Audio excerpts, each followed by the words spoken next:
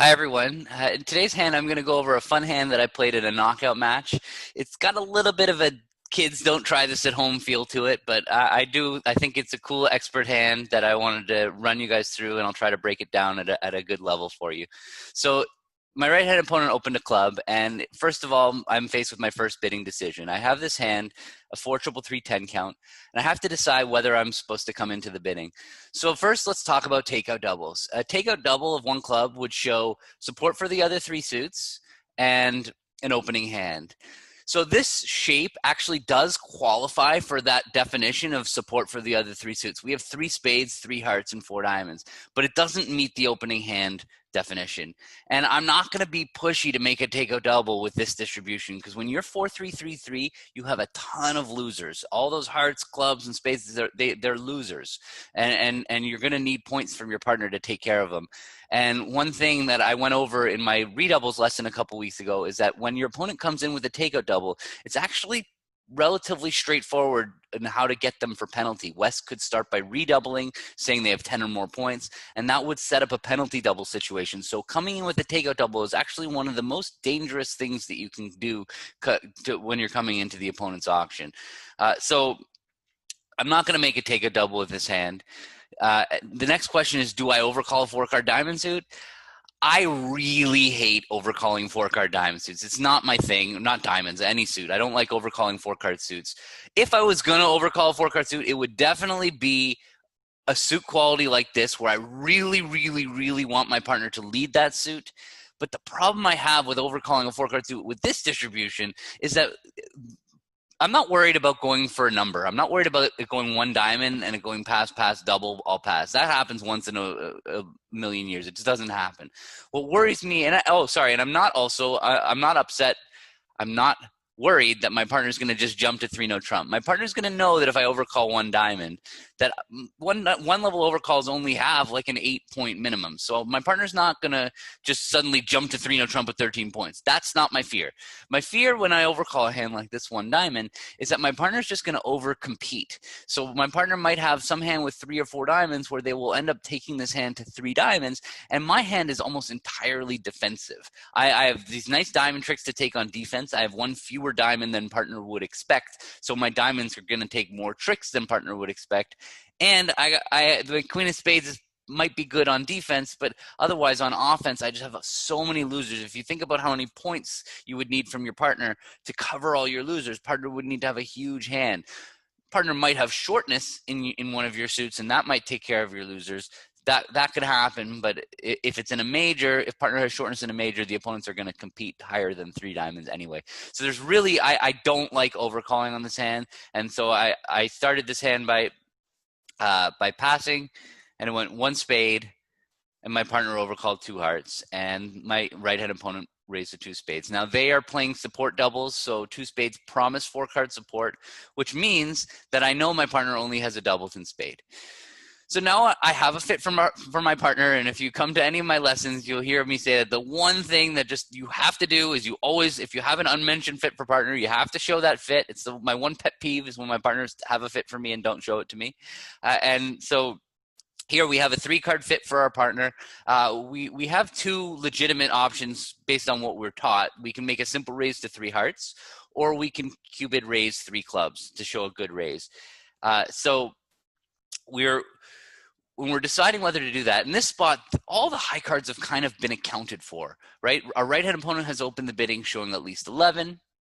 Our left-hand opponent has bid a spade, which usually is going to have 5 or 6 points. And we have 10. Our partner can have at most 13 points. So even if we bid 3 clubs, partner will know, if they're looking at 13 points, they'll know that all we can really have left in the deck is 10 points. They can add that up. So when I'm bidding 3 clubs, I would like that to show the perfect maximum. So here, the queen of spades is kind of a useless card. So when my partner's thinking, my partner's going to know with their 13 points that they're going to try to get to an aggressive game.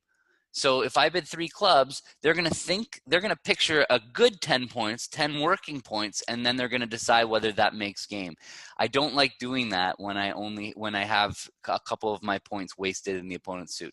So that brings me back to 3 hearts. But then I had an idea. I'm thinking, well, what happens if I bid 3 hearts and they bid 3 spades? my partner's going to probably lead a heart. That's the suit that we bid and raise, and I really don't want that. And then I had the bright idea. I'm like, hey, what if I bid 3 diamonds?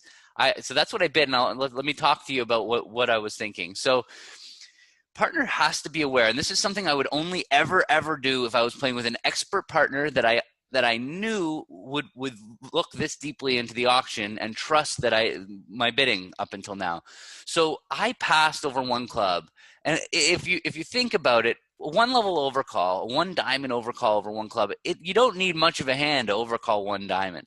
So the fact that I didn't overcall 1 diamond, partner would realizes I don't have a good diamond suit. If I had that's all I need for 1 diamond overcall is a good diamond suit. So what's going on now? I've passed and it's gone a spade. My partner bid 2 hearts and they bid 2 spades, but now I'm suddenly willing to bid 3 diamonds. Well, there's only one reason that could be possible, and that is that my partner's 2 heart bid is what influenced me. My partner's 2 hearts now gave me the confidence or the safety that 3 diamonds is now a bid that I can make. Partner has to understand that, or partner needs to be able to see that the only reason that I possibly could have a 3 diamond bid is if I have a heart fit.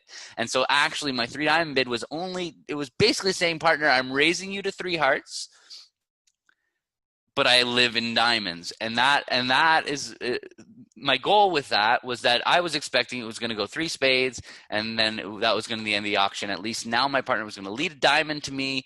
I was going to get my diamond tricks and then maybe play hearts, and hopefully anyway, that was my goal. Look how it's amazing how when I'm thinking about it, I thought about this, and then look what happened to me, how great it worked out. So it went 3 diamonds. My left-hand opponent bid 3 hearts. Let me try and get this going again. And my partner bid 4 hearts. I just want to talk about this 3 heart bid here.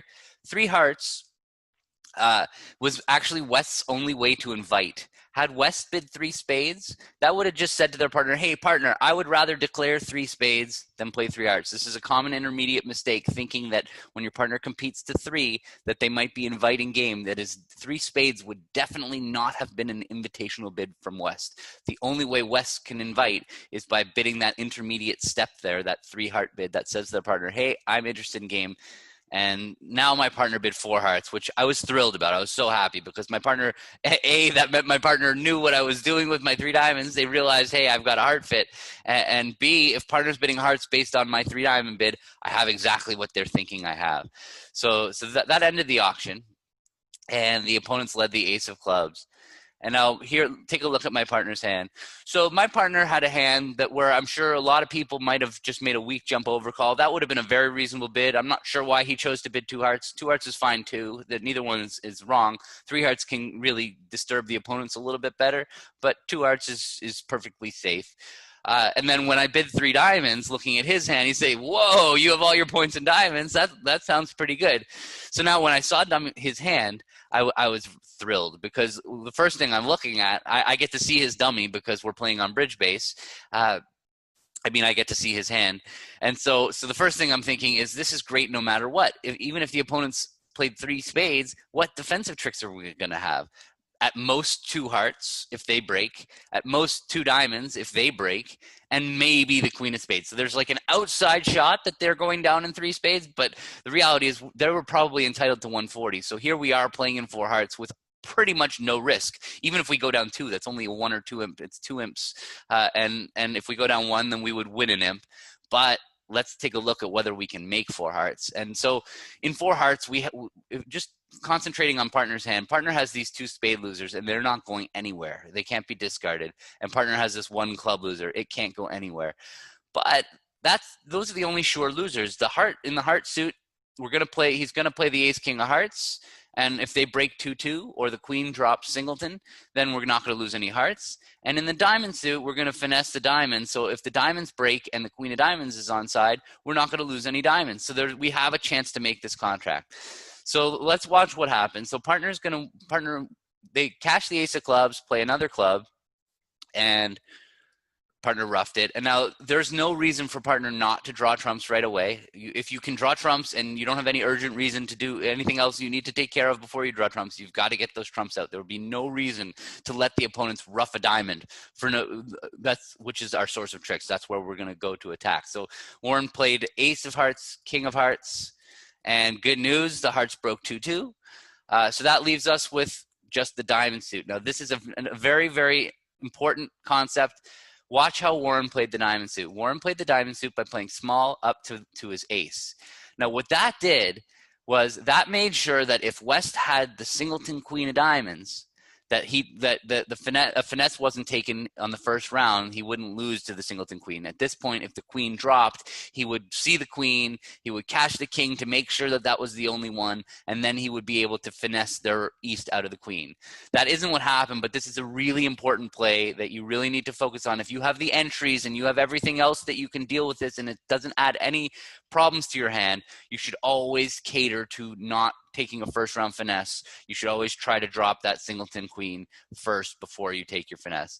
So now that he tried that, it didn't work. He came back to his hand and took his diamond finesse. And the good news was that it made. So we got 620 on this. You can see this 18-point hand, and we got there constructively. We could have got there kind of aggressively with brute force. If Warren had bid 3 hearts, I would have probably raised to 4, but that might have pushed the opponents to bid 4 spades. And if you look at the opponent's 4 spade contract, they have 2 heart losers, 2 diamond losers, and that's it. So they would have gone only 1 down in 4 spades. So this way they were willing to sell out to 4 spades, to 4 hearts, and we won our game swing. So thank you for watching this video. I just want to take a moment and talk to you about what I have going on. We have, I'm doing these videos to promote my webinars. Now, you can now buy my old webinars at www.bridgelesson.com. And you can go up to the get lessons. You need to buy tokens and then spend those tokens on the lessons. And you go up to get lesson, you can find all the different series that I've been doing since the quarantine started, including that redoubles lesson, which is a really, really important lesson to understand how to get the opponents for a penalty when your right-hand opponent makes it take a double of your partner's opening bid. And then also my live schedule is out now for September. I'm showing it here, but you can register for my classes at www.learnbridge.nyc. Thank you very much for watching, and I hope you enjoyed the video.